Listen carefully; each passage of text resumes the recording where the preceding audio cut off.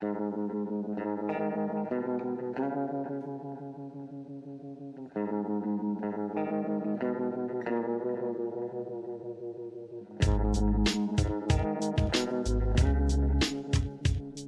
back to Appalachian Dim Sum. This is episode 21. That's right. Appalachian Dim Sum, where our entertainment is our comfort food. And this is the desserts Yes. for the 6th month. Yeah. Or is this 7th month? I've lost track. Month 7, maybe. I don't know. One of them. But yeah. This is the dessert episode. Desserts is always what we're looking forward to. Mm-hmm. I think we originally tried to do just mostly trailers, and YouTube said, nah, no, we can't do that. So yeah, we had to stop showing trailers because we kept getting copyright dings. And at one point it was like, this episode is being restricted in these countries. And I clicked to these countries and it was like just a list of like 100 countries. It's like, okay, well, let's not deal with that. Yeah. How you doing, Joel? Even though most of YouTube is just people showing trailers and reacting to trailers, we can't figure out how to do it. That's the thing that frustrated me is I've watched some videos where people are just like watching films and they have like 30 minutes of the entire film in their little view that they're doing. I think the more frustrating thing is that they have like 5 million followers and all they're doing is just watching something else and being like, isn't it cool? Yeah. Or that's stupid. Yeah. I'm like, okay. All the effort that we put into all the different things that we drew, we get some solid results. We can't even watch a trailer. Well, we took a little break in between recording the last episode and this episode. We release these weekly, but we generally try to record them all at once just because scheduling, really. Yeah, so any coherent thought I might have had that might have tied from the last one to this one's gone because it's outside of that 3-day range where my memory will hold information. Well, I know we talked about the Shawshank Redemption. Yeah, the last time on Appalachian Dim Sum is we spoke about the Shawshank Redemption. And since the main course is kind of the theme for the entire month, we have our desserts, which are themed. We have little 4-inch baked apple pies. I imagine it's probably as good as the wife baked, or maybe a little worse. But Joel, I want you to open this up, open a little pie up, and check out what else is in there. It's a bribe. It's some Weiss Schwartz pack. Yeah, Weiss Schwartz Dan pack. Oh wow, I didn't realize they'd actually come out with a set. Yep, that's very quick, actually. I don't stay on top of all that. It wasn't that long ago that we just bought some a Chainsaw Man deck and some packs, but I guess if you think of when the show actually came out, I mean, it's on the second season right now. That's been over a year, so yeah. I'm right on top of things. I do take bribes though. Yeah, I'm interested in seeing these. I bought a booster pack that we played. Yeah. I played Nikkei and you played Chainsaw Man. I think I did play Chainsaw Man. Yep, and I saw filmed that because that was like a 2-hour episode. that took a while. If you haven't ever played Weiss Schwartz, it's an awesome game, but every card has like 3 paragraphs on it, and when you flip it over, it activates these different things, and we literally were just sitting there. It's like if you do this, then you do this. Yeah. Hold on, let's watch YouTube and see what that means. You got to figure out exactly what effects it has. I want to go play in a tournament like where they actually hold them. I know they do like in Richmond around that area, and maybe in Charlottesville, near where my son's in college. But I know I would aggravate anybody that knows how to play the game to death because I'm so slowed. Like it's one of those things that if you're going to play it, you've really got to just memorize your deck and what everything does before you go try to play it in a competitive event. Now, when I bought these, I really didn't know much about Weiss Schwartz in general. I assumed like you could take like the Dan cards and put them in with Chainsaw Man, but that's not that way. Yeah, that's what's so cool about it. It's like they'll make a run of Attack on Titan or Dan or whatever, and then that's it. You don't get like a later booster pack to make it any better or change it. But then you can go to a tournament and you can, I don't know if they have any kind of like standard format or not, if anything ever gets rotated out, but I'm assuming that if it's been made, you can just play it. So you can play a deck from 6 years ago against a brand new thing like Dan. And I think from what my son says, the newer stuff is pretty overpowered compared to decks from 3 or 4 years ago. So if you go back and play like a Gurren Lagann from 5 years ago, then you're probably going to get crushed by something new because it's just better. But Yeah, you see that's interesting because you would think since they're not releasing new decks to bolster the old cards, they could keep everything like on a level playing you would field. think so. But I think they find a new mechanic that they think would be fun and add it to it. And that mechanic is just something that's makes it better than an older deck.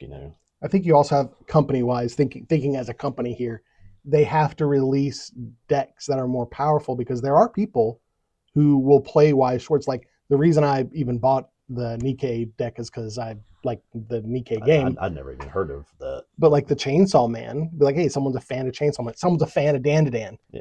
But there are people who just play Wise Schwartz. They like Wise Schwartz. Yeah. So they're going to want the new deck to be more powerful than the previous deck because if it's not, what's the point of buying a new deck? Yeah. So as a corporation, I can definitely see them thinking, well, we got to make it more powerful so people will buy it. It's the same thing that happens in Pokemon when a new set comes out and there's an instant rush to make a new deck out of this thing that just came out and all this. And you'll see tournaments. Well, Pokemon, they'll have old cards in the new deck, right? Like a little mix, right? Yeah, it's limited. They rotate sets out every year, 3 or 4 sets. So your pool is usually limited, but yeah, you can bring in all of the support cards and the trainer cards and stuff from previous things and just change the Pokemon. And I think the Wise Schwartz format would interest me more if there were maybe like a certain card type or certain, like every time they release a new set, there are 10 cards in the deck that can be used with other cards. Like there is some interchangeability.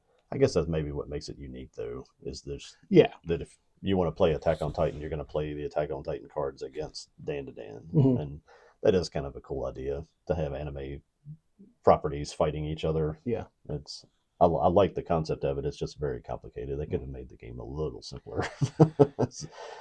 Making it so hard to play makes it harder to get into, and people just don't want to invest that time into something that's just a sort of a side hobby that you might go do on a Saturday. That I have to work for 3 weeks and memorize all of these cards if I'm going to go do that. Otherwise, I'll look like an idiot. And I would like to play it again, but like you were saying, it's a time sink. Oh yeah. I mean, that was pretty much what we did that day. I came here, we set everything up, we kind of figured out the rules. By the time it was a while before we even started the game because of all the setup.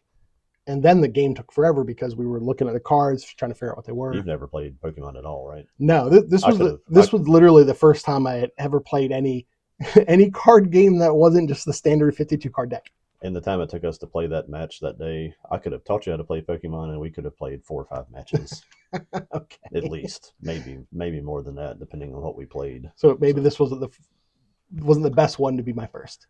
No, that's kind of starting off with like, I want to learn how to play some musical instruments, and like, here's a cello. Gotcha. Well, we'll since we got Dan-to-Dan Wise Schwartz card, let's go ahead and talk about Dan-to-Dan Season 2.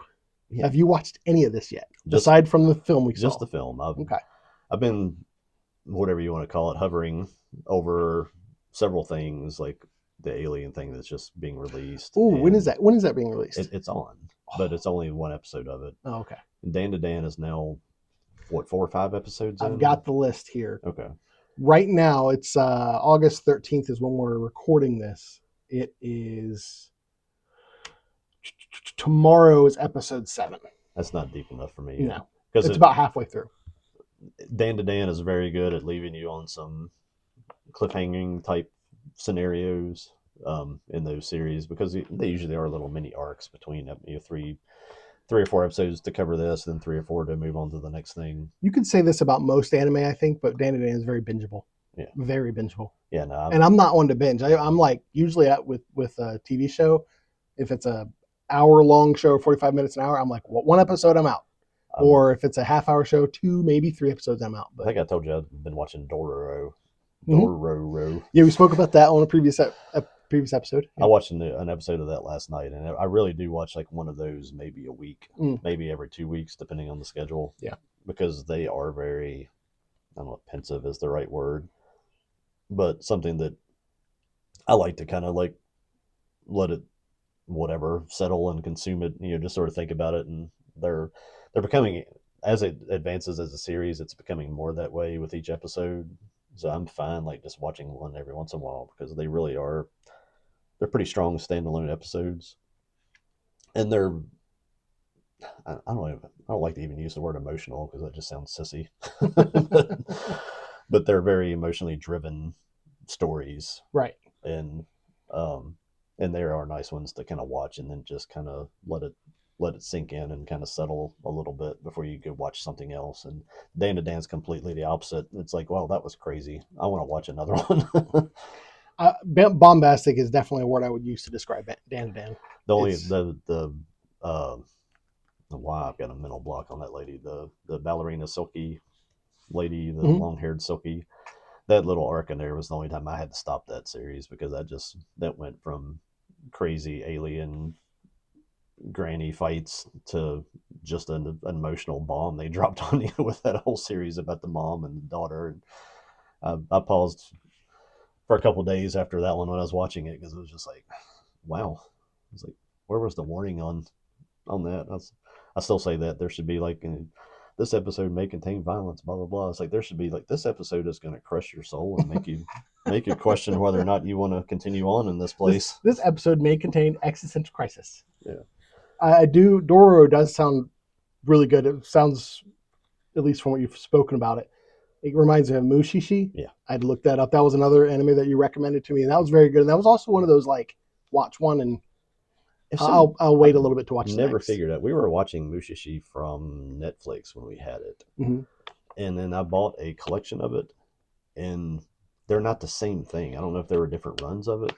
Oh, geez. That's one thing that anime does that, like Western animation doesn't seem to do, is they'll remake something. They'll like completely redraw it. It's the same style of illustration and stuff, but I bought the collection and I was like, I want to go back and watch that episode we saw on Netflix, and it's like, it's not on this collection. So I'm like, what? I never went back and figured out, but okay, I think I watched it on Netflix, so yeah.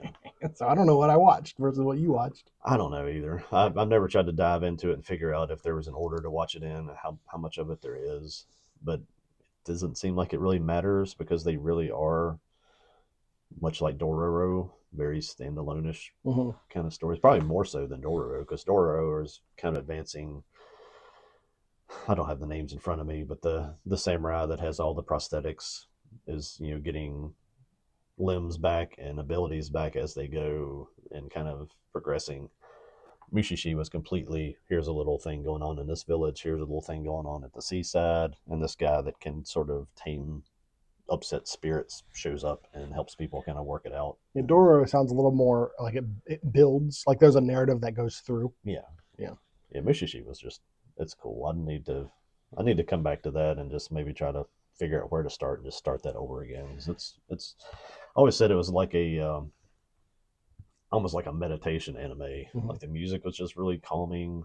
Even the intro and the exit music was, and it always kind of left you with this kind of satisfied, calm sense of people learn their lesson about how to treat nature or how to not be greedy or whatever. And the guy kind of fixed the little problem most of the time. I think sometimes things didn't get fixed, but it always sort of left you with this sort of calm thing. And I was like, it's like the most relaxing anime I think I've ever watched. I need more of that. Well, I think I am going to at least start Dan to Dan before the next time we saw. Do you know what the in a total couple of weeks? Is it 12? It looks like there's 12 episodes. 18th of September is when we're to number 7. Yeah, tomorrow releases number 7. I'll go to 8. I like an even number. Yeah. Once they get 8, or at least where the story arcs are. I'll start there. I want to rewatch the stuff we saw in the theater, because Evil Eye. I just want to reprocess that and go from there. Now, I told you that I was at Barnes & Noble, and there was a guy there who was reading the Dan to Dan manga. And I'm real interested in, we spoke before about the differences, like how manga seems to be like a 1-for-1 when it comes to anime adaptations. Yeah. And I haven't decided yet if I'm even going to be interested in reading the Dan to Dan manga, because I already know the story. Yeah. So, I don't know. Maybe if I get through all the other manga I have. I've enjoyed watching and reading Attack on Titan. I stopped in the middle of Chainsaw Man because I was enjoying reading it, and as it came out, I was like, "This is really awesome too." Mm-hmm. But I spoiled some things that would have been more enjoyable to see if I just watched it first by reading ahead. So I don't know what the answer to that is. If I it's, almost think, and we'll talk about this a little bit later. I almost, and we probably mentioned this in the previous episode when we were talking about. I almost think with anime, if there's an anime of a manga, watch the anime first, then read the manga. yeah, Because it's not like they don't change it so much that you're going to be like, oh, well, the manga was so much better. It's just you kind of get to simmer in the story I a little think bit in with the Attack on manga. Titan, when you get back into the lore of how the Titans got onto the island and some of the early Titan um, legend parts of all that got fleshed out better in the book. Okay. So it was kind of nice to come back and kind of get that again. Kind of helped you put more context behind some of the things that happened in the show. The show did a good job of explaining it too, but it There, kind of focused their went in a little bit more detail on a couple of the characters and some of their backstory.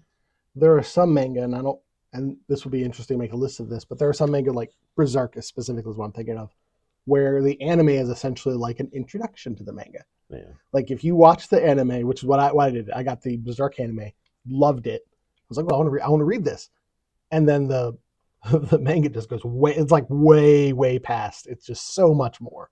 yeah. But there are some like Attack on Titan. There's a lot of anime of Attack on Titan. What's that three movie series that was kind of the summary of Berserk called? The Golden Arc. The Golden Arc. I think that's what it's That's called. all I watched. I never watched the anime itself, the show. Mm. I just watched the arc, and you know where that takes you in the movie. And it's like, wow, okay, this is Golden Age arc. horrible and violent. Oh yeah. Oh yeah. I think I maybe watched that with my son. Thankfully, it was late high school. About to say, how old is he? I think we were. He might have actually already been in college Yeah. at that point. He was either late high school or college, and it was like, oof. I Have, was like, didn't know we were going to go here. have I ever told you how I ended up watching Berserk? Nah. So it was when I was in college, and I found this website, and this was like early 2000s. I found this website that sold anime for pretty cheap. I was like, this is great. So I ordered some anime, and come to find out, it was bootleg. But like the cases and stuff were great. But the company was called FX. So I kept ordering anime through them because they would sell like a whole series for like $20. And they sent me Berserk. I ordered something else. I don't even remember what I ordered. I ordered something else. They sent me Berserk. I emailed them and they're like, keep Berserk. We'll send you the other thing. Great. Put the first disc in. I was like, let's try this out. Watch first episode. I was like, this is pretty cool. Let's watch it. Let's watch another one. And it was like a Friday or Saturday, right? I watched the whole thing. I stayed up all night, watched the entire thing. Do I not have that old knockoff Berserk there? Did you give me that? I may have. I think it's over there. It might be. We'll have to look on a break. Yeah. I think it's here. Okay. All right. But that's how I came across Berserk, and it's been a big fan since. It's good stuff. We're not even talking about that. We're supposed to be talking about the end of the game. Yeah. But yeah, I'm looking forward to it. I plan to watch some, so maybe we'll talk about that next time. Yeah, I'll probably get. Well, maybe before we shoot, I might not have time to. Yeah, it's only like 2 weeks from now when we're going to shoot the next. I probably won't be able to get to it. Maybe it'll be show after that. We'll do some Dan to Dan, a deeper dive into season 2. Well, September we're going to have a leftovers. There you So go. if you want, what we can do is we can plan on recording the leftover episode after the 18th, September 18th, which would be Yeah. Let me make sure time wise that will work. Yeah, that's probably. Yeah, man. Yeah, we have like a whole week that we could get together and just record that one leftover episode. 12 episodes of Dan to Dan is probably gonna be too much to try to cover in a segment of another show. It probably does. Right. Yeah, let's do that. I think that was kind of my thing we talked about with 28 weeks later or 28 years later. Mm-hmm. It's like I'm not gonna be able to just not talk about this and take over the whole show talking about it. And turns out we did a show just on it. All right. So right now, tentatively, we're going to have a Dan to Dan season 2 episode on September 20, uploaded on September 29th. Sounds like a plan. All right. Sounds good. Well, let's go ahead and move right on to Ultraman. Yeah, Ultraman. I mentioned in, I guess it was the early part of our last episode, right? Mhm. About going to G Fest. The 2 episodes ago. Yeah. Last episode was Shawshank Redemption. Some point in recent history, I the mentioned the going to appetizers for G-Fest. this month. You talk about G-Fest. And they had Ben Furia Mhm. that was the suit actor for the Ultraman series. Dude was 82 years old. You know, this thing was shot from 66 to 67. He was walking around the Rosemont hotels just in a white suit. Every time somebody said something to him, you know, he'd do all these poses. He's such a cool dude. But with all the Ultraman merch and all the spin-off things that were there at G-Fest, I'm like, all I've seen is Godzilla movies. I don't know any of this other stuff at all. Yeah. I know of them. I haven't watched anything. So it's on my list of next things to get into. The series itself, Ultraman, it's on Prime right now, so hopefully it stays there. It's 39 episodes, went from 66 to 67. It's kind of cool. I was just doing some history, looking at stuff, flipping around Wikipedia, things like that. And again, probably going to slaughter this name. The Subiria Production Company is a smaller, sort of like an NBC in Tokyo. Was doing special effects for Toho, mainly Godzilla stuff, back because Godzilla started in 55 or 54, and then had by 66 had several movies out already. But they'd been doing special effects for them, and they were looking, because they'd spent money, you know, most of their budgets on these suits. They were looking for something to do with them. So they were actually suits and the sets, or just the suits? Suits and the sets, Oh, everything, okay. like the miniatures, the little tanks, the little buildings. Imagine they had like a warehouses full of this stuff. So they actually were just looking for a series where they could repurpose some of that. And there was a show already out called Ultra Q, and I've never seen that. There's so much Ultra stuff. I don't think I'm ever going to try to get into it because I don't have that much time left on this planet, I don't think. But my understanding, Ultra Q was kind of like a Twilight Zone type show. Okay. Where there was monsters and aliens and ghosts and just kind of random episodic things. And I don't know if Ultraman even appeared in that, or if it came after that. I've always assumed, because the names are some of the characters they got some weird looking characters on Ultra Q. Yeah. But they I know in Ultra Q, because that company was collaborating with Toho and stuff, that they actually repurposed the Godzilla, a Godzilla suit, a King Kong suit. And that might have been the King Kong suit there. It might have been. And Baragon, that was that looks like Godzilla. Yeah. They just slapped some horns on him. And Baragon, that's like the little horned dude. I'll have to turn in my Godzilla card that I can't tell you which. That one? Probably so. But Baragon, from one of their early Godzilla movies too, they repurposed all those guys into suits to use in this Ultra Q show, and there was a lot of kaiju stuff in it. That's got to be Baragon. That's Godzilla with a horn on his head. Yeah, that's funny. Yeah, that's interesting that they did that, but it is kind of a shame that all that stuff just got kind of like not messed up, but they got added to and changed, and the original doesn't exist anymore. Yeah. But of course, let's say they kept it and tried to keep it in its original form, it would be dust by now. From 66 to now, stuff that was just made out of different plastics, polyurethane and whatnot. Yeah, dry rotted by now. You'd have to keep it in a vat of like some kind of high density gas or something just to keep it from corroding. But yeah, Ultraman itself, as I think the general premise of the show, and I'm sure there's people that know the series that will say they don't have all this right, but it's an alien race of superheroes that come to Earth and they merge with humans. Okay. And it's sort of like an intergalactic defense force, keeping peace in the universe, all that good stuff. Sounds a little Green Lantern inspired, I would say. If the rings were sentient, because the aliens that make Ultraman, are they sentient? beings, or they just give powers? Haven't watched it. So it says that they merge with humans. I don't Yeah. know how, if they just possess them or You ever seen Parasite? the anime. Yeah. Yeah. Yeah. Yeah, You were the making me little, think of that. yeah.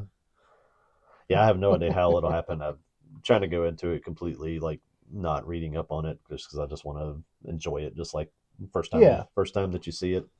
Let me know. I know that it sparked a poop ton of follow ups because from there, that's why I said there's no way I'm ever going to try to get into this stuff. I think I stopped writing down things. There's Ultra 7, Return of Ultraman, Ultra Ace, Ultra Taro, Ultra Leo, Ultra 80, Ultra Taiga, Ultra Dyna, Ultra Gaia, Ultra Cosmos. And then I think I noted there were like more than 20 other spinoffs Okay. and other things.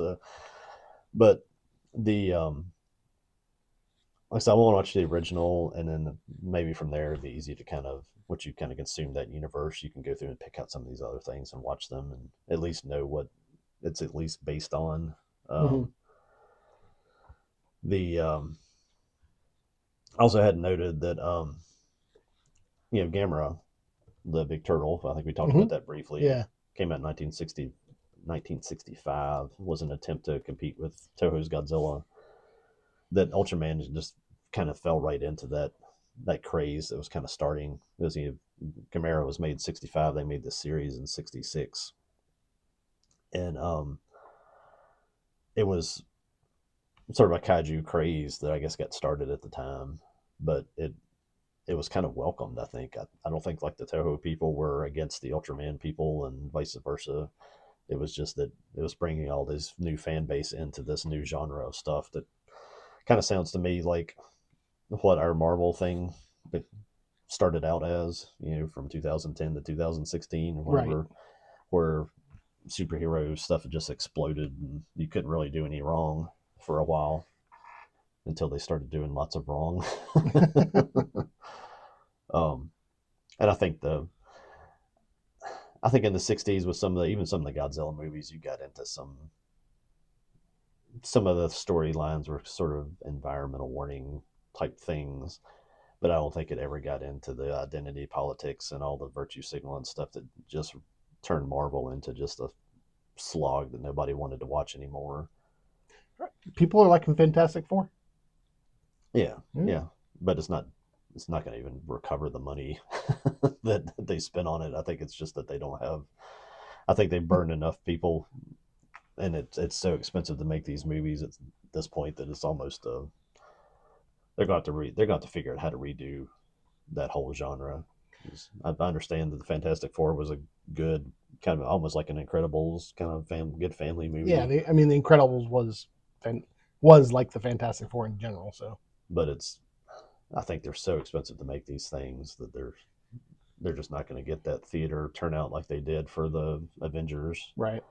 And they're going to have to figure out how they're going to change those movies and figure out how to make the audience care again. And you see something like that and hope that maybe they're done doing all this kind of nonsense political crap, and then you see something else come out and it's like, nope, they're not done. They just shifted over here. They sacrificed and made one movie that they didn't want to make because they had to try to salvage some money, but now they're going to go over here and they're going to wreck this franchise. Predator. I saw that because of the success of Killer of Killers, there's been a whole series that's been ordered of Predator. And bless their little hearts. Good for them, I guess. We don't generally talk about like current events or anything like that, just because of the format of this show is we record and then that's like the month worth. So something that's new for us today, by the time it's uploaded, it could be 3 or 4 weeks old. Yeah. But anyway, did you see that Gina Carano settled her lawsuit with Disney? I think what I took from that is that she got such a large pile of money. She got a big old check. That she's like, yeah, I'm not going to ever say another word about this because I'm just going to go home and sit on my big pallet of cash. And good for her. Now they did say, and this was probably just like political reasons. They were like, we look forward to trying to find ways to work with her in the future. you can bring her into a Mandalorian series that you destroyed 2 seasons ago. Well, I mean, she was supposed to get a Republic, Commandos of the New Republic or something like that. She was supposed to get her own series. I would be If she was interested, if she was interested, I would have thought she would have come out of this deal with like producer credit on that series, like it would be her series. They would sign on for 2 or 3 seasons, and it would be her series. And if it was successful, then maybe more would come. But the fact that nothing, like at least as far as we're told, no contract or agreement came out of this agreement, Yeah. I think she's done. I think it's like you said. I think she got a big old check, and she's done, which is fine. Hey, why would you ever go back to work for people that treated you like that? I agree. I'd take my money and I would probably get a really large, ridiculous vehicle, and I'd just drive it around as close to all the Disney offices as I could, and just blast. Maybe if you knew some sort of music, I'd probably just play bluegrass, because I'm pretty sure that they don't like that.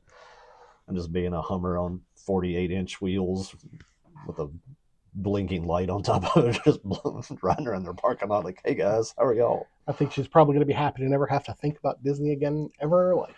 Yeah. But it's not like she was hurting for money, but still, it's like the principle of the thing.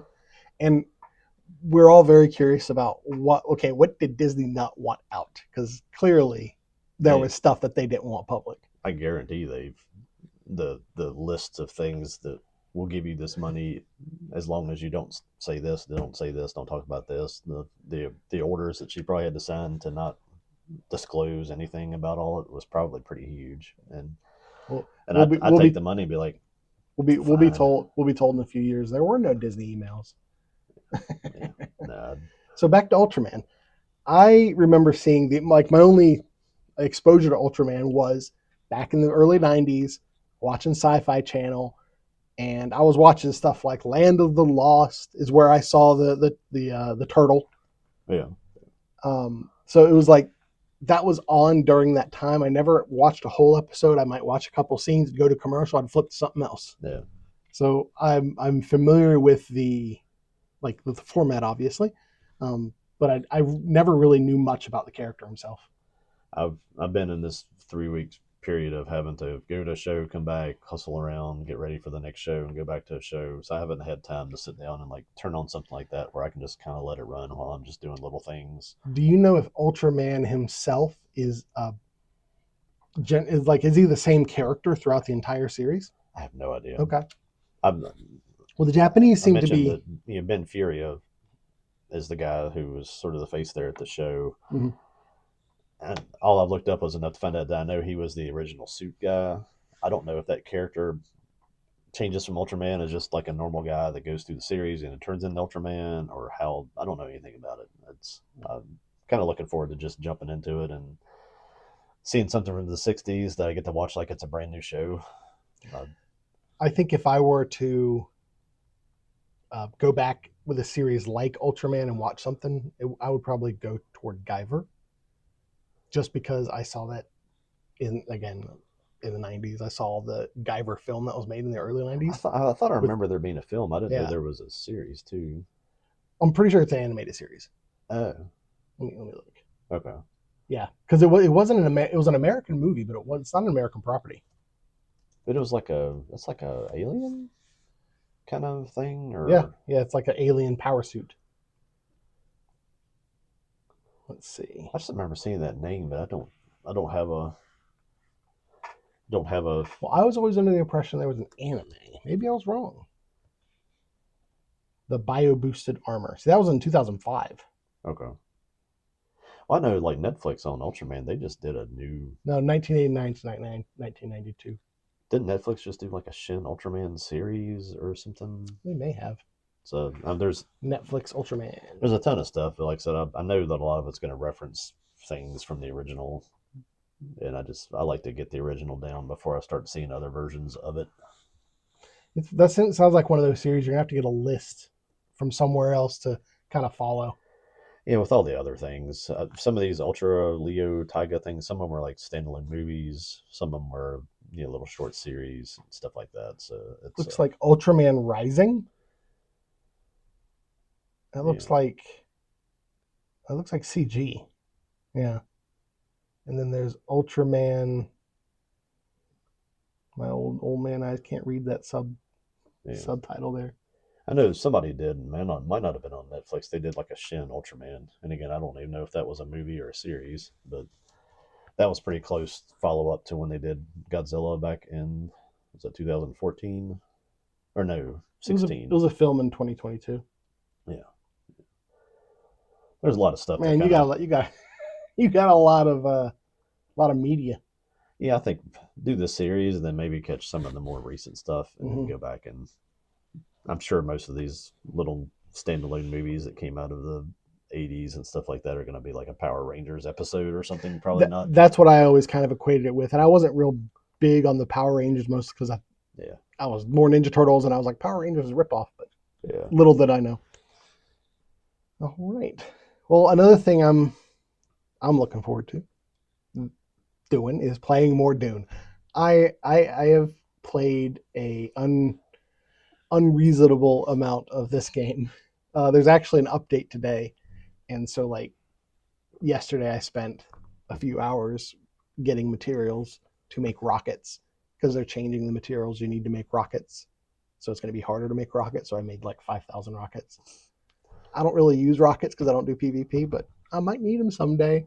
It's always good to have ammunition stored up. Yeah, there's absolutely. Our southern tip for the day. Yeah, store up some ammunition. But not that we have any here. But I'm enthralled with this game. I love the fact that it's more Dune.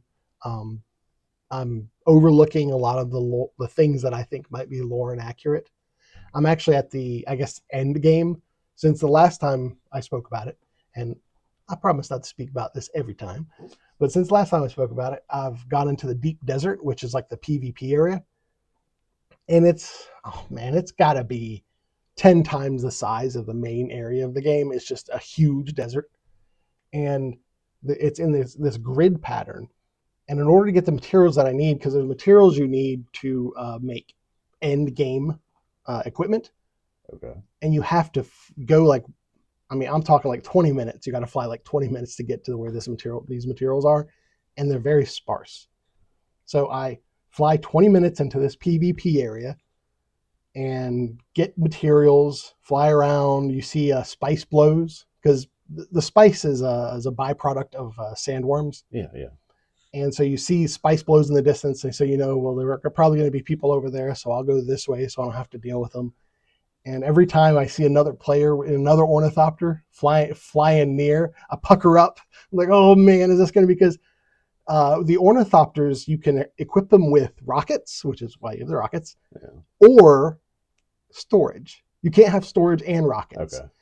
Now, if this were a more like RPG game, if you went out to go like attack people, you couldn't take their stuff because you can't carry storage. Right. You just have your personal storage, so you could take a little bit, but not enough to really. You just be going out to ruin somebody else's day. Well, the design really is you go out with a group of guys. You get other people who are playing the game. So like maybe two of you will have rockets, and one of you, or depending on how many you've got, one or two of you will have storage. Yeah. That's how the game is designed. But I go by myself.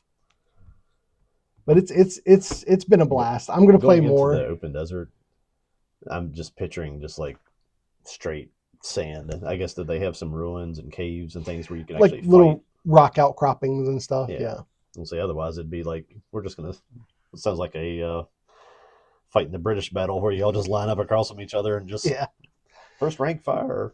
Well, what they're trying to do is foster PvP around spice, and in the main area of the game, you'll find a little spice deposit that's like 20 foot by 20 foot, like a 20-foot radius. Yeah. And so it's small, and you get a little bit of spice. You can usually get, like 400 units of spice from that. But in the deep desert, they have these fields, which are like 200 feet by 200 feet. It's just a huge spice field. And people are putting harvesters on the field, and they have carryalls, which they all have to be independently manned. Yeah. And so you put the harvester down, harvesters running around collecting spice. You got to watch out for the worms, watch out for the other players. I've only seen video of this. I haven't done it myself because I'm collecting the end game materials. I haven't made a harvester. I haven't made a carryall. And I don't even know if I'm going to because I play by myself. Sounds like a lot of work to play a video game. It's yes. This is the kind of game where it's like the people who are really successful at it are the people who just like stream and that's all they do. Yeah. But yeah, it's definitely. But what I've been doing is I get on, I find a YouTube video that's some lecture of something, put the lecture on, and then I go collect my materials. Yeah. Yeah, it's more like a job than it is a video game, but it's tickling some itch for me, man. And it might be just because it's Dune, and I think I said that before. I don't know if I'd be playing if it wasn't Dune. Is it programming you to be able to just be hooked into the system and go collect materials for the robot overlords when they take over? I'll just have a little proxy robot that I'm controlling, running out, getting the ore. Yeah, you've been identified as a candidate, as a materials collector. Yeah, it could be. That makes me think of the movie Toys of Robert Williams. Did you ever see that? Oh yeah. Where the kids were like thinking they were playing a video game, but they were actually flying drones and hitting, striking targets. How prophetical was that? Right. It was like early 80s, wasn't it? Early 90s, late 80s, early 90s. I knew it was out there, just kind of a random thing that he did. And it was so weird. I like to watch that again. It's been years. Joan Cusack. Yeah. That was the first time I ever saw her. Like, that's an interesting woman. That's one of that group of Hollywood actresses that I'm always like just strangely attracted to because they're so weird. She's not a magazine supermodel, but you're like, wow, that's a unique. Well, there are definitely a certain number of actors that I would use the word delightful. I think she's a delightful actress. She's always a welcome addition to whatever cast she's in. Yeah, I think I've had those conversations with people who are talking about like my favorite actresses and ones that I'd love to date or whatever, and people are just like, "Well, you're weird." I'm like, "Yeah, I am," but speaking of weird, weapons. Have you seen this trailer? I've seen the trailer, and I've actually seen some reviews of it. Okay. Well, when we were supposed to record this before, it hadn't been out. Yeah. So we didn't really know anything about it. We just had the trailer, but people seem to like it. Talking about like the actresses that are kind of in that sort of weird category, the Julia, I never remember if it's Julie or Julia Gardner from Ozark. Got that little like is Julia kind of Brillo blonde hair. Mm-hmm. Everything I've seen says that she's does an amazing job in this movie. Let's see. She has been in Ozark, Inventing Anna. I've heard of it. This movie, Wolfman. She was in that Wolfman one. Yeah, Fantastic Four. She played the Silver Surfer. Yeah, it seems like she's. Oh, she was in Sin City, A Dame to Kill. That was a terrible film. She would have had to have been a child in that. Yeah, 2014. Yeah. Same thing with Perks of Being a Wallflower. She would probably played like somebody's little sister or something in that. Wasn't that Emma Watson? Emma Watson and Ezra Miller. I forget what the Joel character's name is. Yeah. Maybe Percy Jackson. I think maybe I forget who plays who, but Julia Gardner is like that actress that seems to be. I don't know if she has agent problems or maybe just hasn't found the right one where they cast her in such weird things, and she's really seems to me to be suited to do these roles like weapons. Like in Ozark, she played a girl like lived in a trailer park that got caught into this sort of criminal conspiracy, and she was just super cunning, not educated, but just had that killer instinct. And she played that character through Ozarks was amazing. I mean, it's obviously probably what kind of made her career. And I don't know if she wants to get branded out of that sort of thing where she doesn't just get cast in these like sort of redneck roles kind of things, or what's going on. I see her in like these goofy commercials where they're trying to make her all light and funny and witty, but it's like everything I've seen her, she really does kind of play a gritty role really well. And I don't know. I don't know what happens. Like I've said it before, I don't kind of get into the ins and out of Hollywood stuff and whose agent is whose, or how she ended up being the Silver Surfer in that movie. Why that happened? It doesn't seem like that's who I would be going out to go get. Now, I haven't looked into it, so I can't speak too much about it. But I did see how on social media I'm trying to avoid any spoilers or anything for this film because I really want to see it. The trailer, I was really interested in the trailer. I was interested because it was Zach Krieger who wrote and directed Barbarian. Yeah. So Long Legs too, right? Or is it the same? Did he do the same one? Let's see. That's the same thing. Or am I thinking of something else? I saw some trailer recently, and that's the thing they pop up is like from the people that brought you Long Legs. Right. I don't remember if it was this or something else. Let's see. His filmography is not. It's like Mars, Barbarian. Okay. No, he didn't do Long Legs. Okay.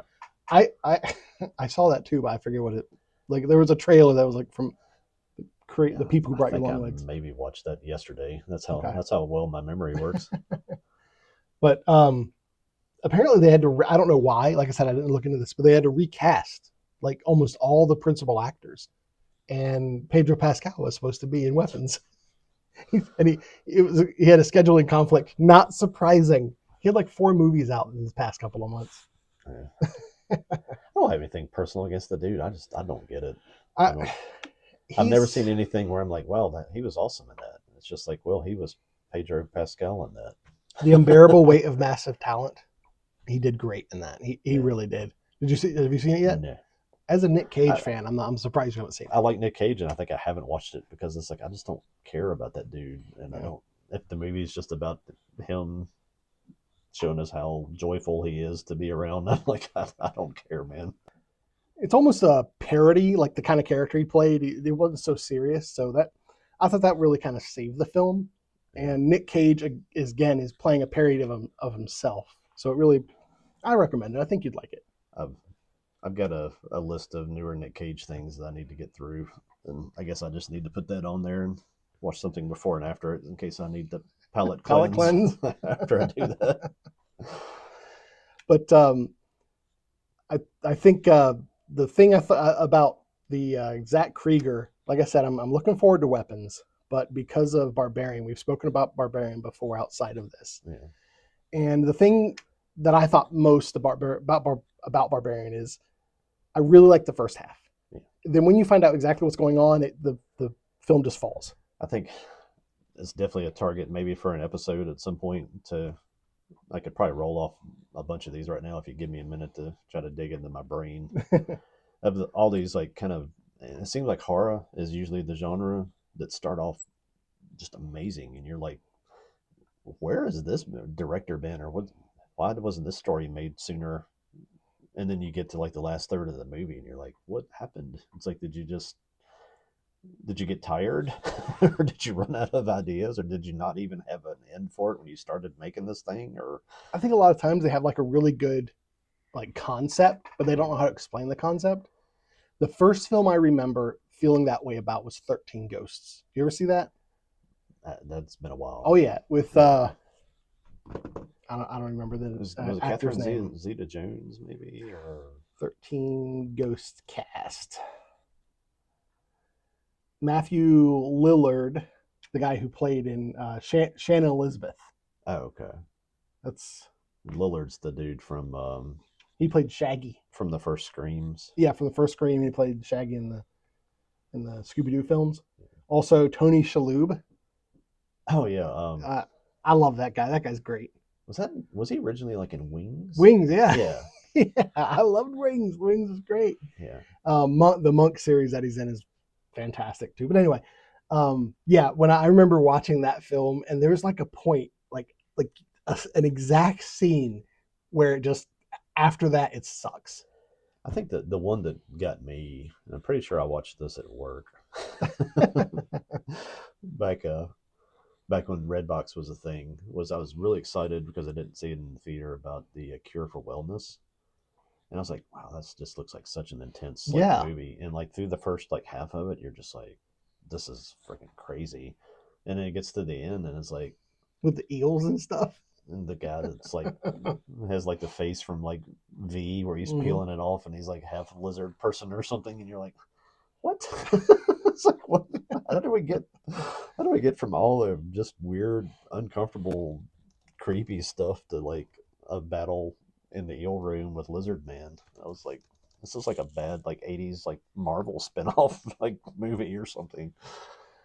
I don't remember what the film is called. I think it had Adam Driver, where he played like a cop, and there was zombies, and then at the end of the film, aliens show up, and it reminds me of when I was like little. I would always say that I wanted a film that the ending was just completely unrelated to the rest of the movie, and that's one of the things I used to say. Is like, well, why not just have aliens show up at the end? And that's what I feel like some of these directors do. Is they're like, I don't know, just do this.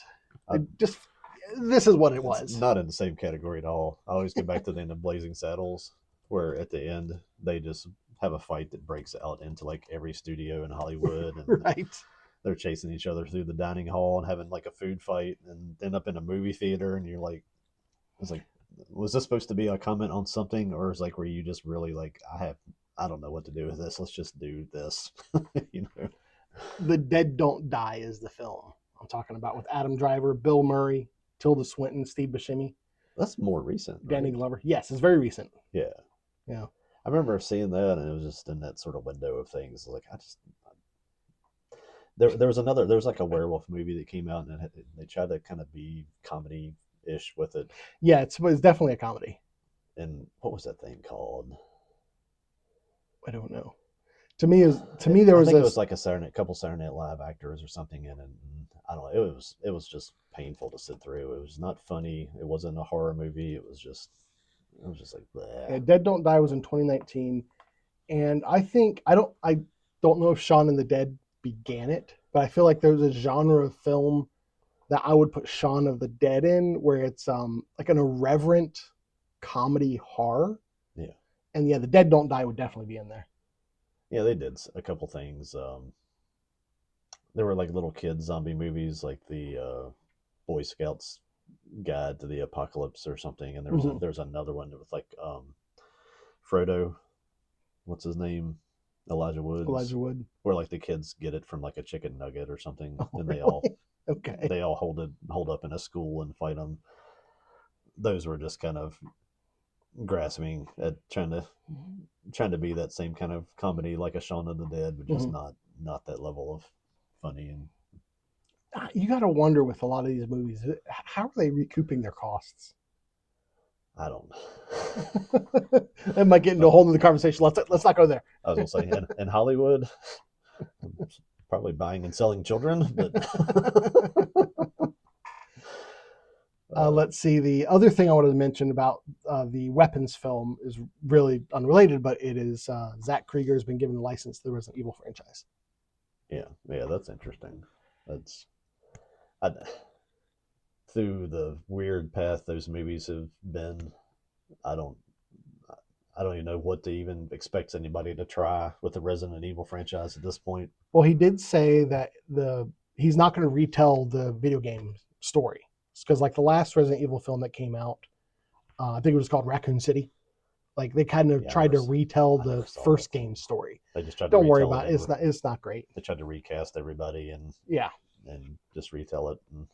Well, when they there was a scene where Jill was eating a sandwich. I think it was Chris tried to take her sandwich. She said no, it's Jill's sandwich, and that just got it, because that's a stupid joke from the first game. You were about to, because Jill was going to be smashed flat, and you were about to be turned into a Jill sandwich. I think that was the joke. It tried too hard to please the fans. It was almost like it died over fan service. It seemed like. I kind of like seeing Mila Djokovic fly through the air sideways while there were blades flying by her. Yeah, I love those films because they were side story. Like if you could be a fan of this, you could be a fan of the games and get more information by watching the films. They were ridiculous. They were. And sometimes ridiculous is just kind of fun to watch. Yeah. All the squeezing in random characters through the video game, I thought was always kind of messed those up. Where here's Wesker again in some evil. I thought it was thing. good through the second film. Get her outside of Raccoon City, and then at that point, she should just been on her own story completely. Yeah. The fact that they kept bringing back, like Claire got brought back with Ali Larder, who Ali Larder's great. I don't think she made a great Claire. What was that? But whatever. I think it maybe falls in the worst castings of all time. Who was like the old dude they cast to be Leon? Let's see. Leon's supposed to be like a young police officer, kind of an anime looking look to him with the hair in his eyes and stuff, and they cast like a 50-year-old like banker accountant looking dude and then tried to give him Leon hair. I was like, wow, Let's see. That may be the worst casting in the history of castings. Johann Erb. Probably Johann. Yeah, Johann Erb. Yeah, he might have been Leon's dad. He was born. He was born in 1977. He's currently 48. Yeah, so he's almost my age. So yeah, he was in his late 30s when that film came out, I think. Trying to play a young, hip Leon Kennedy. And Wesker ended up being like the big bad of the series. I'm like, he was the big bad of the games, sure, but there could have been other big bads. Yeah, trying again, kind of the problem with the Resident Evil Raccoon City film, trying to tie it to the games kind of robs it of its own identity, really. But you know that at least from the trailers, the general kind of premise of weapons, right? Well, the kids just run away. Yeah, like there's a classroom full of kids that all just disappear. They just disappear. They run away in the middle of the night. I think maybe like one kid is still there. That's all I know of the premise, and yeah. I'm trying not to. I don't get think the any trailer spoilers. Really spoiled anything. No, that. But now since people have seen it, people will just post stuff on social media, so I'm trying to avoid that. Yeah. But I am keeping my expectations in check because, as much as I like Barbarian, like I said, halfway through when the movie started telling you about what was going on, I think it fell apart. So I'm going into Weapons expecting maybe it might do the same, because people love Barbarian. Like I feel like I'm one of the few people that actually criticize Barbarian. Yeah, we watched it. I think when we were in an Airbnb with the kids. They were grown at that point. That it was the same way. It was really kind of set a cool atmosphere. It was kind of creepy and mysterious, and then it was just like, okay, we're fighting this giant mutant in the street. Yep. At the end, I was like, okay. Yeah, I definitely think that film would have been creepier, I guess, if it was just like a normal dude that was being creeped. Yeah. I think that would have been worse. Yeah. But whatever. Weapons looks great. I'm expecting to watch it before the next time we get together. We'll see. Be interested to see what the whole idea is with the kids. Yeah. If it's if Hollywood ties any politics to it on what happened to them. I have a couple guesses, but I'll leave it. We'll talk about it. I'll leave it there and just see what it does. Maybe they'll just stay out of it and let it be a movie. But I've really thought beyond, hey, this looks cool. I don't have any fan theories or anything. Just I've got a theory about what it's about, but I guess we'll see. Yeah, we'll talk about it after. Yep. All right, the next film. This is it looks cool. I don't know if I'm going to watch it. That's what this is. Mortal Kombat 2. Yeah. Now there was a Mortal Kombat film. Is it Carl Urban playing Johnny Cage? Johnny Cage. I'm not. What do you think of Carl Urban? I'm very visual with the Mortal Kombat series. I want it to look right, and he's not. He doesn't look right, but I think he's one of those characters that could maybe make it a good role. Maybe. Well, I've seen a little more, like some clips from this, and the thing that made me go from with Carl Urban specifically, I was against it when I first saw it, and I was like, he's too old, man. Yeah. I mean, he's a great actor, but you won't want Clint Eastwood now playing, in Unforgiven now. Yeah. I mean, if he made the movie when it was at the prime time, it would have been Carl Urban in the early 2000s, sure. It would have been Jean-Claude Van Damme playing that role. Right. Well, he was in the Street Fighter film. But anyway, the idea is Carl Urban is a washed-up actor. He's done his Johnny Cage acting career. Yeah. And it's in the games, it always seemed like he was a current star. But in what the premise in Mortal Kombat 2 with that character, it seems like, well, he's almost like Galaxy Quest. He has had his career. He's kind of trying to live off of his past successes, and he gets pulled into this other world. My biggest question from the first movie is they introduced that like Chinese guy that got gold arms. Now, by the first movie, do you mean the one in 2021? The first remaking. Okay, of, yeah. Not the old stuff. Yeah. But they kind of made up that character that was the Chinese guy from Snake Eyes. That I don't remember even what his thing was. He was. Didn't he get like gold plated arms or something? I haven't seen it. Oh, you haven't seen it? No. They introduced a character. Is this Cole Young? Is that character?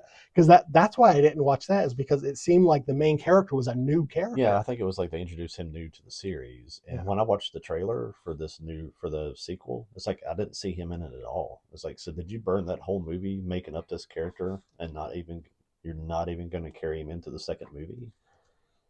So I don't know. Is he even on the cast for the second movie? Let's see. Because I did not see him in the trailer at all. It was all Carl Urban, and it was like, why? Why do we like veer? He's in there. Is he? Yeah, okay. Louis Tan is Cole Young. Okay. They veered off of sort of the whole path of who is the dragon kicking dude with the headband? That's from the video game. The main character from the video game. Not Liu Kang. Is it Liu Kang? Is it Liu Kang? Yeah. Liu Kang. That's the one that the early movies were kind of based on him. Yeah. I've always thought the series was always kind of based on him, and it was like they didn't want him to be the focus of I guess when they rebooted those movies, so they just made up that character. And I always thought that was kind of weird. No, I don't consider myself a Mortal Kombat lore hound at all.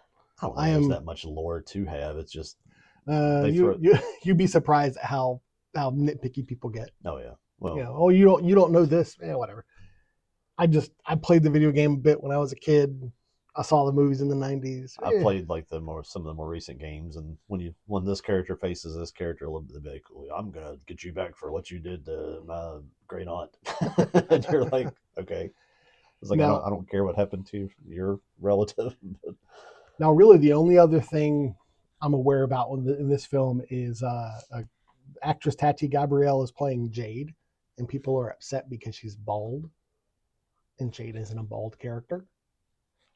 And she is playing another character who is also bald. So I don't know if there's like a writer in her contract or something that says she has to be bald, but is playing a character in a game called Intergalactic, the Heretic Prophet.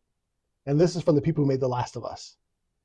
Okay, so they can like sell alopecia medications or something. Or... Well, she's got eyebrows, so I think it's just, hey, this is a look that's not well represented, so we're gonna have this look. It's just exhausting to even get into conversations about stuff like that. It's just like Intergalactic is kind of like the flavor of it is kind of like 1980s sci-fi, kind of Cowboy Bebop-ish. Uh-huh. So like if you're going off of like logic, if you're a space traveling mercenary, taking care of your hair would be a pain in space. Yeah. Come on. So it kind of makes sense for a mercenary to be bald. But I just find it interesting that she's bald there and now she's bald in Mortal Kombat. I'm like, that's a choice. I don't know if there's going to be lore behind it in the movie or not, but it's one of those things. People are upset. If you didn't point it out to me, I'd be like, I'd go through that whole movie and probably not even notice that she was bald. That's what I was saying is that, of course, I'm not tied to any lore, so I don't know what Jade's supposed to look like with what kind of hair she has or whatever. And I'm probably the same way. If I hadn't seen people complaining on the internet, I wouldn't have really noticed. I would have been like, hey, that's that woman from Intergalactic. Hey, she's bald there too. When I played the game, I don't think I would have thought, hey, the character in the game isn't bald. I wouldn't have known. I played as Sub-Zero, as Scorpion, and as Jax. Mm-hmm. And those are always the ones that I always pick. And that's the only ones I care about them getting right. And it seems like at least they kind of try to do that. The Sub-Zero and Scorpion, they always do well with them. Yeah. It's like they're almost like the mascot of Mortal Kombat. Yeah. I mean, they're the most fun to play.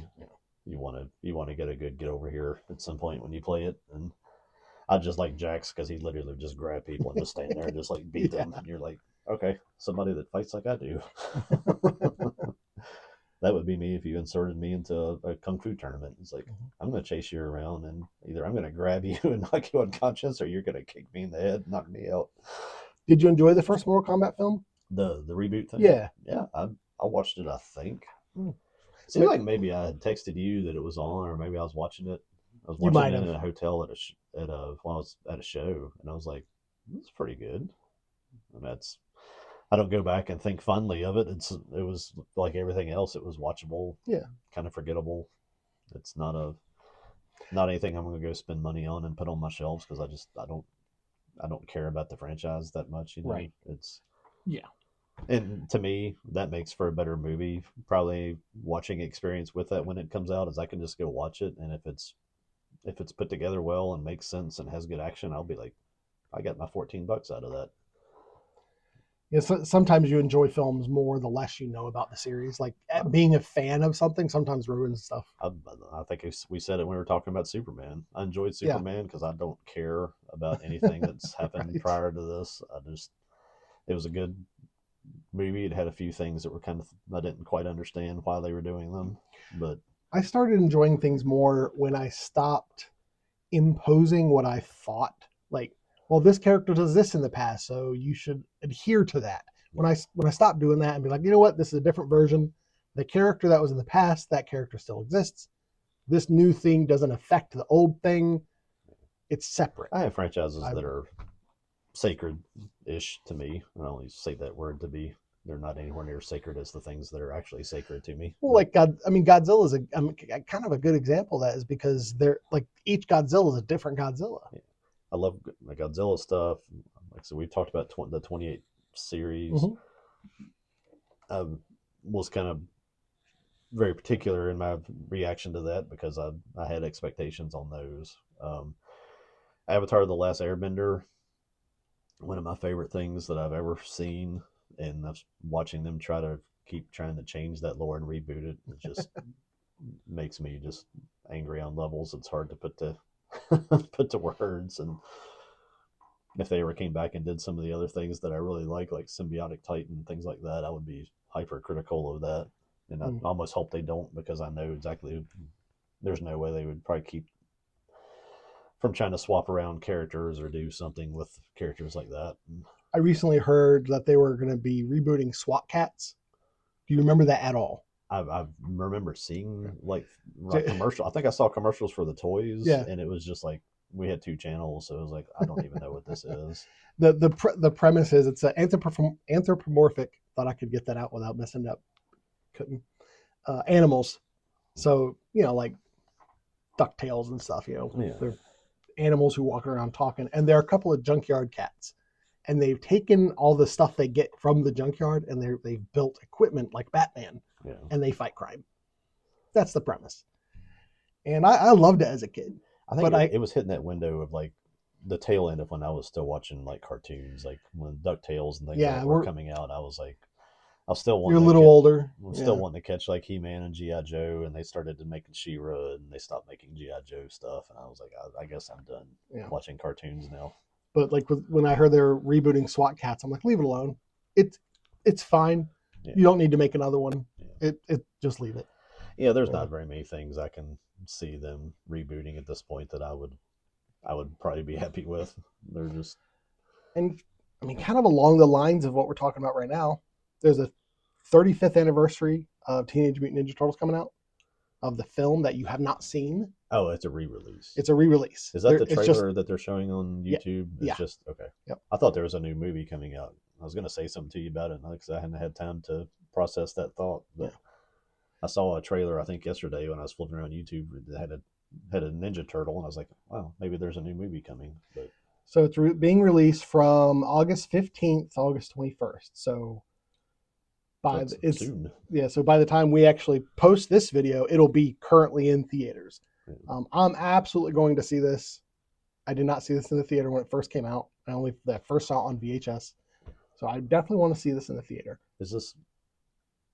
Do all these things happen because August is like that dump Probably. month for movie studios and stuff, where they just don't want to release anything because people are going back to school and nobody's going to go see the movies because Shin Godzilla comes out tomorrow, the 14th. Mm-hmm. It's a re-release of it. That's isn't it like 4K or Yeah, something? it's just a 4K re-release of it, and that's starting the next day. The Ninja Turtles is so. Well, they've been doing these anniversary films for a while now, and I think it's just something to try to generate a little extra revenue. Yeah, I really think that's what it is. It doesn't like to make Shin Godzilla 4K and re-release it. It probably doesn't cost them very much money at all. Yeah.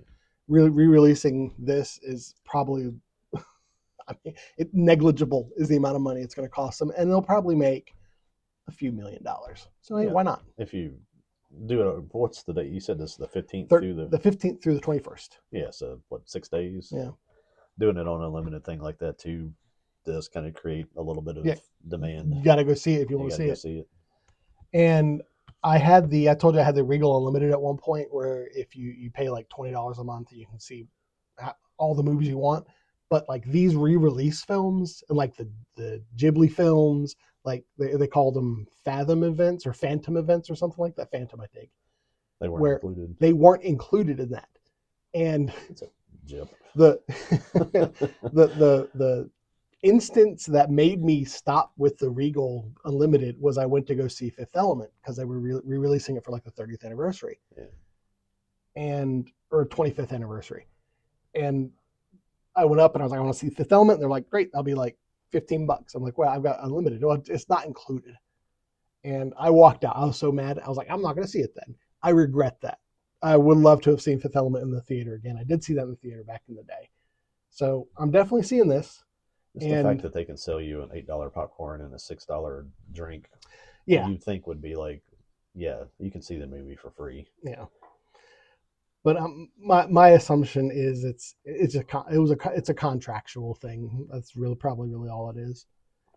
But the Ninja Turtles, kind of we were talking about reboots and whatnot, is a good example of a series that I loved the original like cartoon, and I understood as a kid that like the Mirage version was different from the cartoon version. The cartoon was different from the comic. Like I kind of got the idea that they're different.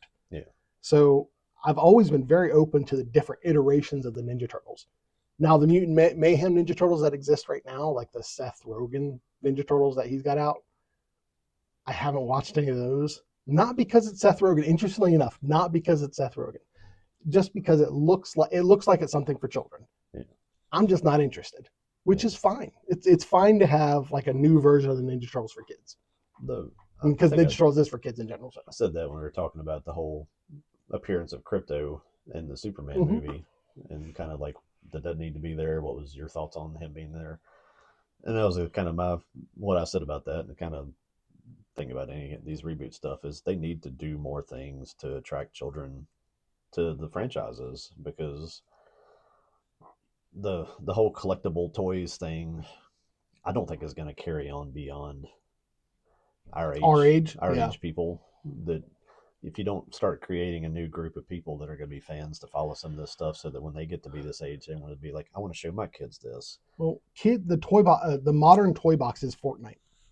That's what kids do now. Like we would collect action figures.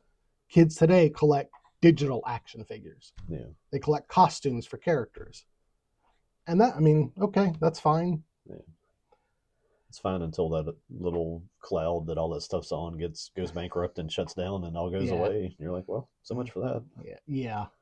They'll deal with that when they deal with it. Yeah. But I think the idea for them is by that point they would have moved on to something else. So they don't care about the old stuff anymore. And we had our fair share of that. You had toys that you played with when you were, 5 and 6, when you weren't playing with those when you were 9. Yeah. But talking about reboots, Running Man. Yeah. Yeah. I think we both kind of had this on a looking forward to list. Mm-hmm. The Running Man film that's coming out when? Oh, soon. I'll look it up. I did not look that up, but I think I picked the book pretty close after it was after he released it. He released it in 1982. November 7th.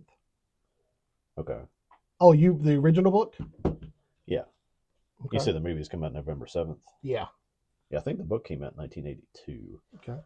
And the original film was 1987. We went on vacation, and I remember I bought that book in the airport shop before we flew somewhere. Not this one. It was either... Because that's Arnold Schwarzenegger on it. Yeah, but that came out... Do you remember when that movie came out? Oh, you thinking the movie came out pretty soon after? Maybe it was mid-80s, I think. Let's get the copyright 80s. for this. Hang on one second. First printing, May 1982. Yeah, the movie came out in 87, so... Okay. I was trying to work out the timeline of what trip we went on, because 87, I would have been middle school age, which makes sense, because this was kind of my first kind of grown-up book that I bought and I read it while we went to... I think we went to Vegas and Reno with my parents on vacation, and I remember reading this on that trip. And I kind of got me into... It really was my first Stephen King thing. Got me into reading Stephen King. I started writing in middle school. Started writing kind of short horror stories and stuff, just because of kind of getting excited about his works and stuff like that. And but yeah, it's a 1982 book that he wrote under the Richard Bachman pen.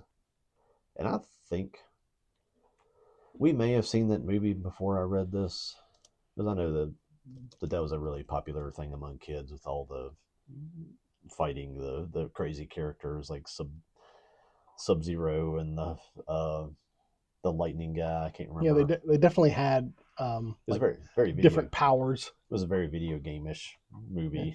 Kind of made me think of Mega Man, the film. Yeah. But the book itself was just such a different animal, and that's why I'm excited about this movie. It seems like it at least is trying to kind of go back to the premise of the original book. Well, you had me read this book, yeah, in anticipation of this film, and this is definitely a case of the movie being vastly different from the book. Oh yeah. I would say this is Jurassic Park movie versus Jurassic Park book kind of level. Oh, really? Like where, with the old Arnold movie, to where you go see the movie, it's like, oh, yeah, that was awesome, and then you go read the book, I'm like, what is this? And it's like, this is better than that was. If they took the name, The Running Man, out of the film, named it something else, change character names, of course. Yeah.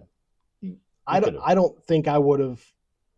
I wouldn't have associated them. You could have just called it The Gladiator. Yeah, yeah, or whatever. The fact that Richard Bachman, Stephen King, or whatever, the fact that they say it's based off this book is very loosely based. It's based off of a character, the named character of this book, and that's it.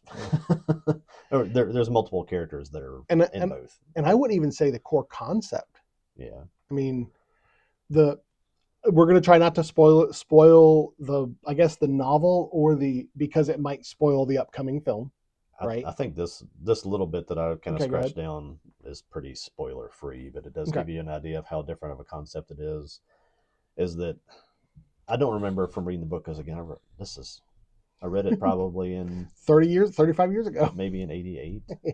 I'm trying to think when 87 or 88. Yeah. I think I read it because the movie came out, because obviously the copy has his picture on it. Yeah.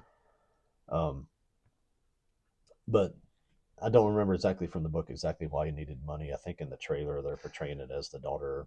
Okay. Do you want me to tell you? That's his daughter's sick. Yeah, that's what they're doing in the movie. Oh, okay. And that's in the trailer. In the trailer. And that there's this opportunity to get money to be on this reality person hunting show. Mm-hmm. But it's not like the arena thing from the movie where they drop you in and like you go to the ice rink and fight Sub-Zero, and then you go outside and the fat guy in the electric car chases you around. And yeah, there was hunters exist in this. Yeah. But there really is only one hunter that he goes up against. Yeah. Which I was really surprised about that because, like like you were saying in the 1987 film, there were like 4 guys, Yeah. and Like they all have basically, their different powers. it's And like stuff. basically if you cleared all the levels in the movie, then you'd fight the main guy, and then if you beat the main guy, like this all could have happened in like the period of just several hours, that you win all the money, and then it's done. In the film, and it's been a while since I've seen the Running Man film with Arnold Schwarzenegger, I got the feeling that like the arena that he was in was cordoned off. Yeah, like it was like a dome. Okay, yeah. That's So like, what I thought. yeah, so like it was almost literally like video game stages. He'd go to this stage, he'd fight the guy, then he'd go to What's the the next Jim Carrey stage. movie where he's Truman Show. Truman Show, Hmm. where they had like that dome that he just lives Yeah. in. I always kind of thought that was kind of what that. Then I don't think they ever show you that in the Running Man movie, but I always had the same idea that it was. But it Just wasn't out in public. That's kind of what I'm yeah, getting to. Yeah. yeah, and like He wasn't fighting I on think public even streets. Killian, in some point in the movie, talks to him like over a camera that's like on a pole and stuff. So it's all enclosed. Yeah. And that's completely different from the novel. The idea in this is like once he agrees to do this to get the money, it's like he's given a 12-hour head start. He gets $100 an hour that he stays alive once it starts. Any police officer or hunter that he kills, he gets an additional $100. Anybody that's trying to catch him, and I guess it's almost like wanted posters go live everywhere, and everybody knows to look for him. And also viewers, if they spot him, they get money. Yeah. So like people, it involves the public. And then if he lives for 30 days, again, you have an entire month, not like a one evening episode, he gets $1 billion. Right. But it's like nationwide. And so that makes sense. The name actually makes sense in the novel. He's on the run. It's like each day he has to send in. I don't remember how he did it.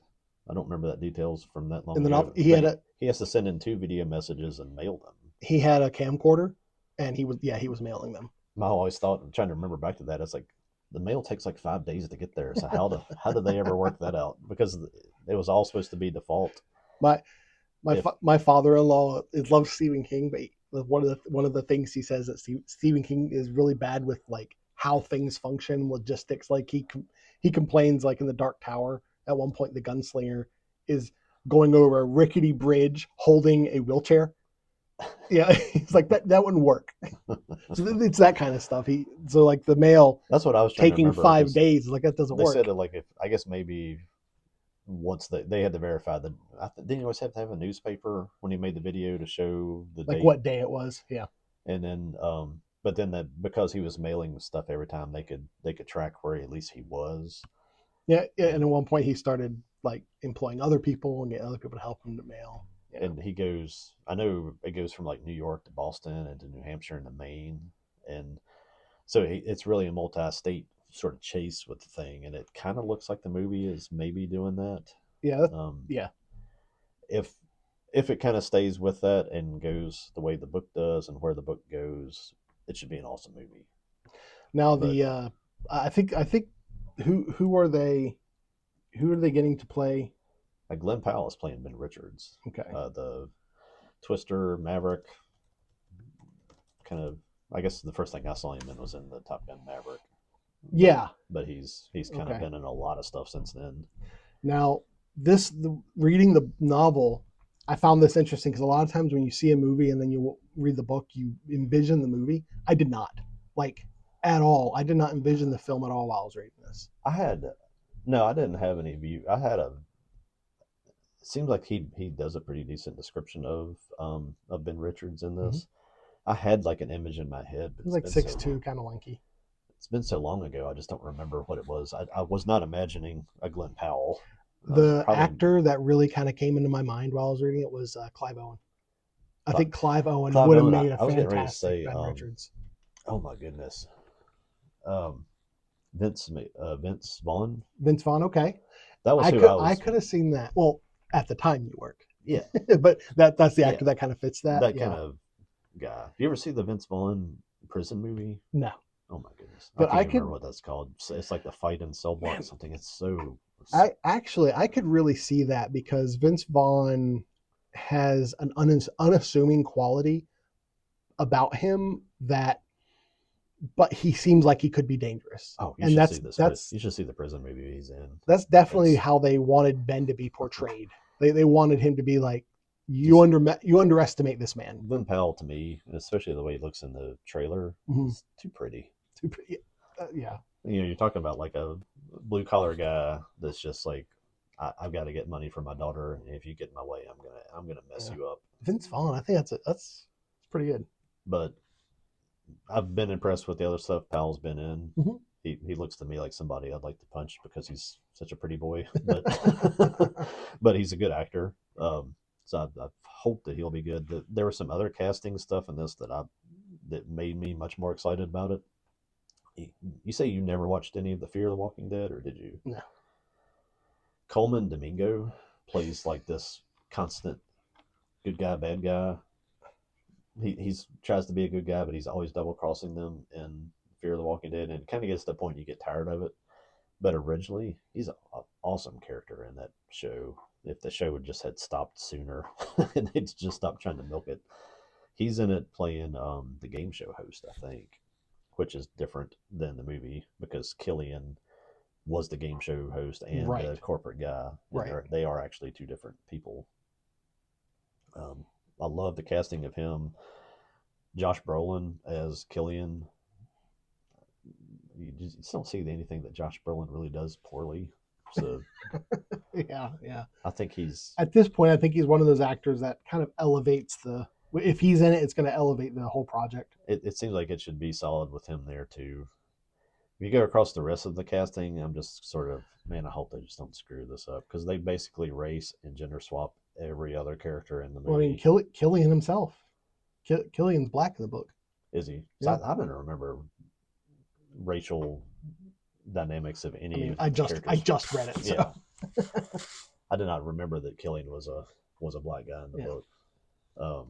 You know, so Richard Dawson from The Family Feud plays him in the movie, so that's the image that I have burned in my mind when you go back to think about it. And it's like, I always thought it was impressive that he played a pretty good bad guy after he's on The Family Feud for decades, just kissing old women on the lips. So uncomfortable. I was like, dude's such a pervert.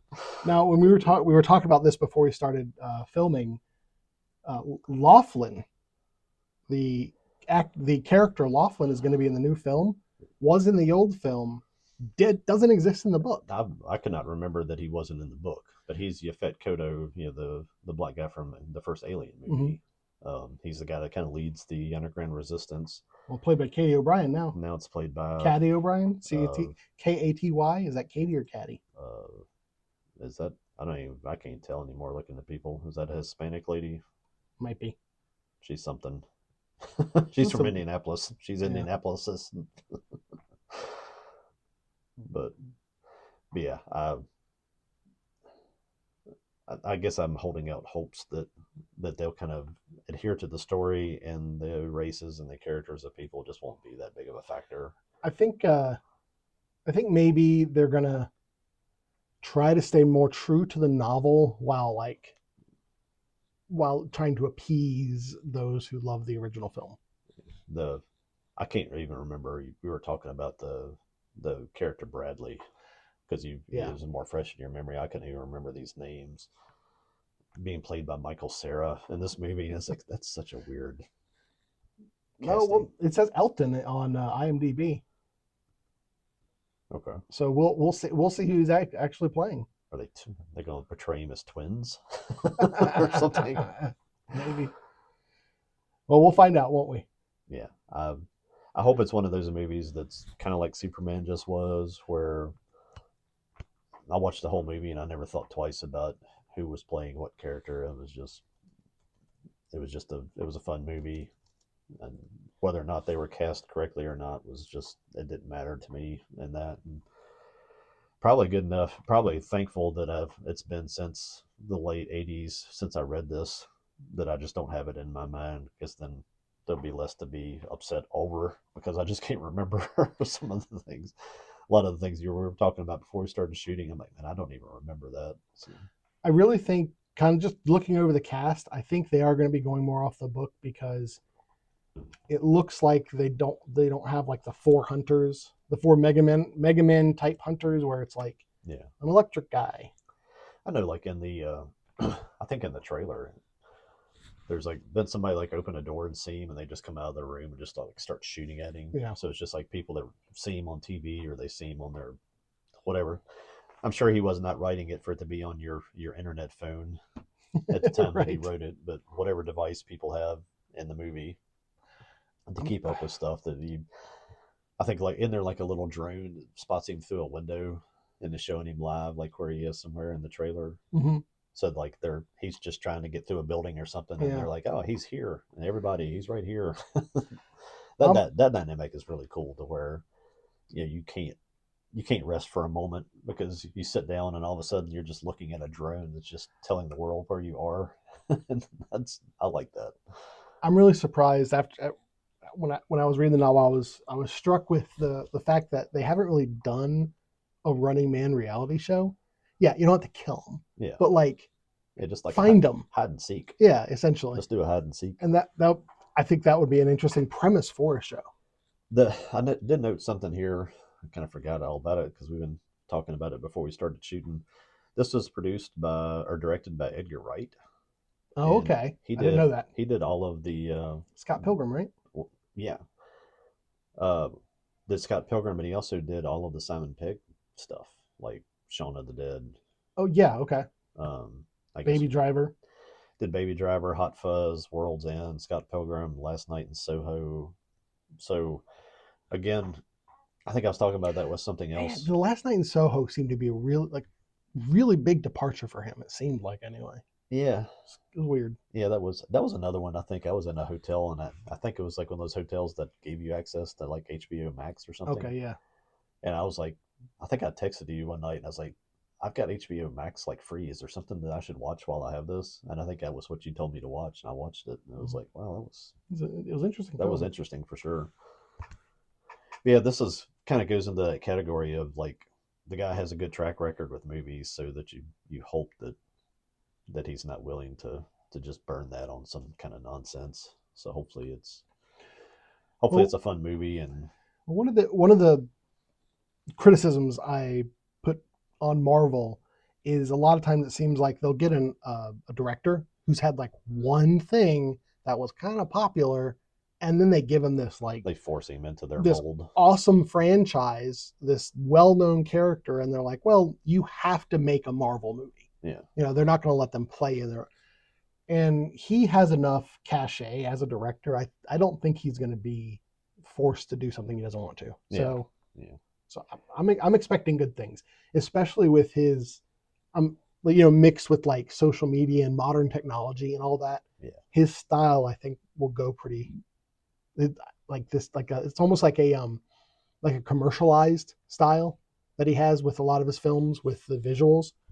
I think it's going to go well. Yeah, I could see any kind of real reality show just going off the rails and somebody actually getting hurt is probably why they just why they haven't done it. Yeah. Like somebody be like, I got him. It's like, what do you mean you got him? I got him in a bag in the train. If they did it, they would have to do something where like one person was a hunter or one person was the running man, and then there were 4 hunters, and the show themselves did a thing where they fed them information, where it wasn't live, where they couldn't include the public. Yeah, you couldn't include. You could have a maybe like a QR code and tip line that I saw him.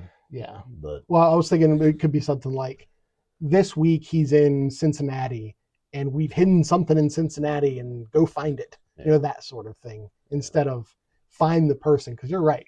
There are people out there like, I found him. Pow. Well, you wouldn't want that. That, or if you put him into any of the cities at this point, you'd be putting the guy's life at risk.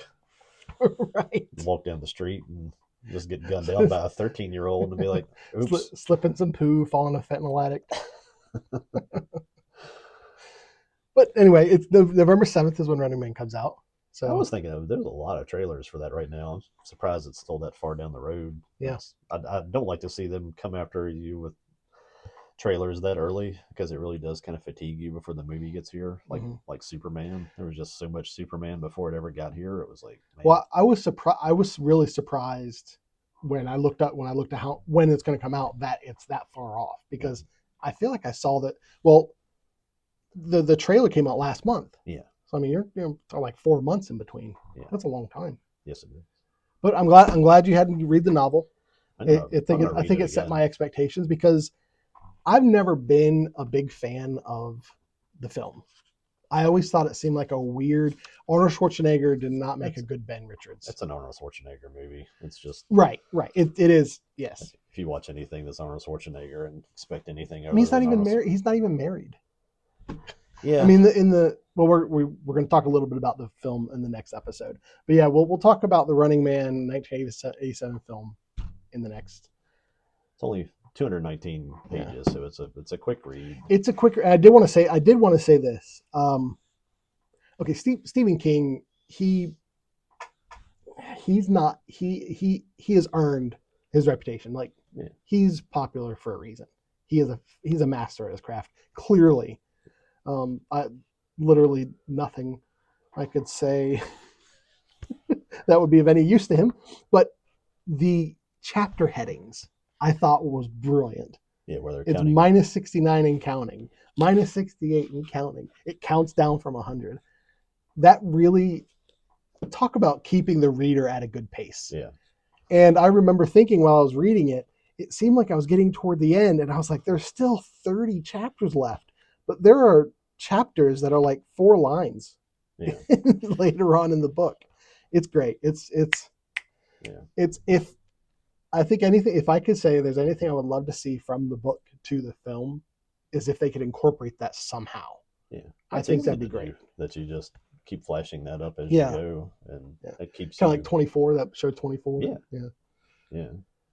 That just keeps you from having like any feeling that there's going to be a break in any kind of action or anything like that. That is, or even if you get to a spot where you have to do some dialect and some conversation for a minute, you can just draw people right back in by popping that back up and be like, countdown still going. I definitely expect this upcoming Running Man film, to have more of the flavor of like The Fugitive with Harrison Ford. Yeah. Like, to me, that's more the type of film that this is supposed to be. Yeah.